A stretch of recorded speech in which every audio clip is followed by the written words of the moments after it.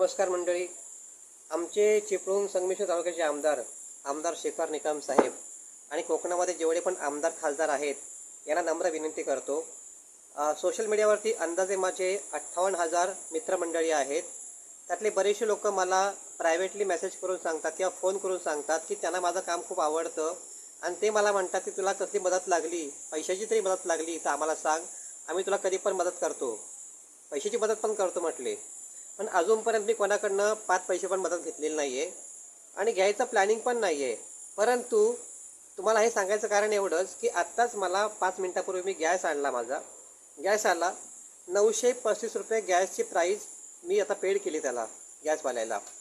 तुम्हाला सांगायचं कारण एवढंच की तुम्ही आता राज्य सरकार आणि केंद्र सरकार यांना विनंती करा की जर तुम्हाला सरकार चालवायला पैसे कमी पडत असतील तर मला सांगा, मी माझ्या फ्रेंड्सना विनंती करीन तुम्हाला पैसे पाठवायसाठी. ओके. जय हिंद, जय महाराष्ट्र.